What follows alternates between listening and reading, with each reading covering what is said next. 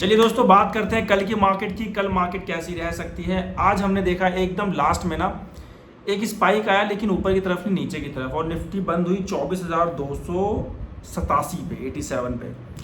जबकि लग रहा था कि शायद 350 के आसपास ही बंद हो, लेकिन पता नहीं लास्ट में आ गई कैश की क्लोजिंग के बाद हुआ ये सब।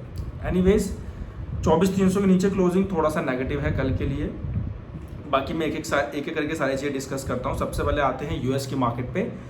तो यूएस की मार्केट में दोस्तों बिल्कुल फ्लैट कामकाज करने को देख रहा है। डाउ जोन्स थोड़ा सा गिरा हुआ है 170 पॉइंट, नैस्डैक में 48 पॉइंट की तेज़ी है, एंड S&P 500 बिल्कुल फ्लैट है, 7 पॉइंट की गिरावट है।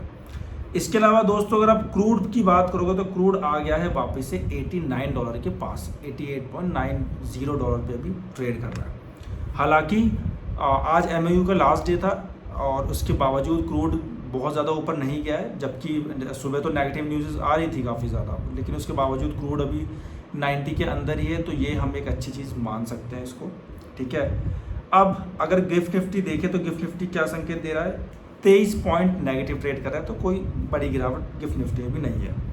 अब सबसे इम्पॉर्टेंट आ जाते हैं FIDI के डेटा पे, जो कि मेरे को ज़्यादा ख़राब नहीं दिख रहा है। क्यों? FI ने हालांकि कैश मास सेलिंग कर दी है 2535 करोड़ की, लेकिन DI ने आज दिल खोल के बाय कर लिया है भाई 5100 करोड़ का, ठीक है। इसके अलावा FI ने इंडेक्स का फ्यूचर बेच दिया 785 करोड़ का, लेकिन ऑप्शन बाय किया है 8422 करोड़ का। और मुझे ज़्यादातर ऐसा लग रहा है कि शायद पुट बाय कर ली होगी। पता है क्यों?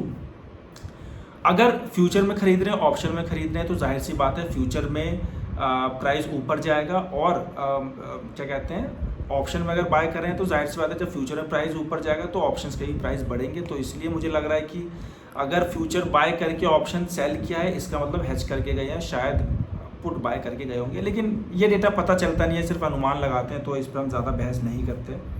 इसके अलावा FI ने स्टॉक का फ्यूचर खरीद लिया है 146 करोड़ का, लेकिन ऑप्शन बेच दिया 428 करोड़ का। ये स्टॉक के फ्यूचर में मुझे लगता है आजकल बहुत ज़्यादा कामकाज कर नहीं रहे हैं। लास्ट टाइम भी 174 करोड़ का बेचा था स्टॉक फ्यूचर, उससे पहले 13 तारीख को 360 करोड़ का खरीदा था। तो मतलब बहुत ज़्यादा कामकाज नहीं कर रहे हैं आजकल स्टॉक फ्यूचर्स में। तो मुझे लगता है कि स्टॉक स्पेसिफिक अभी कुछ काम नहीं कर रहे हैं FI, थोड़ा सा ढीला हल्का हाथ रख रहे हैं, ठीक है।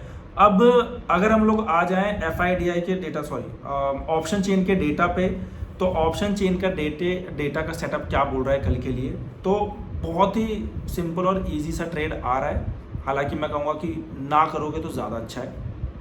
पता है क्यों?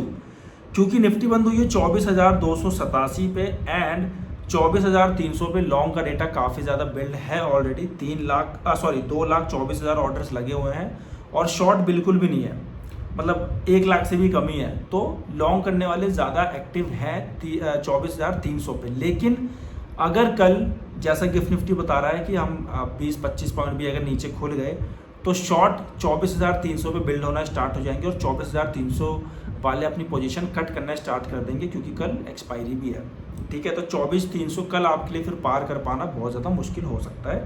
सपोर्ट मुझे लग रहा है 24,200 पे ईजिली मिल जाएगा, क्योंकि 1,63,000 ऑर्डर्स लॉन्ग के लगे हुए हैं, एंड शॉर्ट के सिर्फ 27,000 है। तो मुझे लगता है कि 24,300 वाले अपनी पोजीशन कट करके फिर 24,200 को होल्ड करने की कोशिश करेंगे।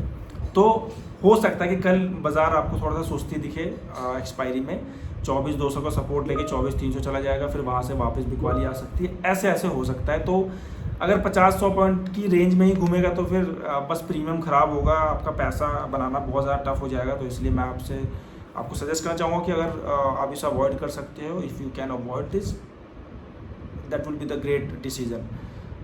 तो आप लोग नहीं करोगे तो ज़्यादा अच्छा है दोस्तों, ठीक है दोस्तों। तो ये हो गई बात कल के लिए। आई होप ये वीडियो आपको अच्छी लगी होगी। अगर अच्छी लगी है तो please subscribe my YouTube channel and also follow me on Instagram. Thank you.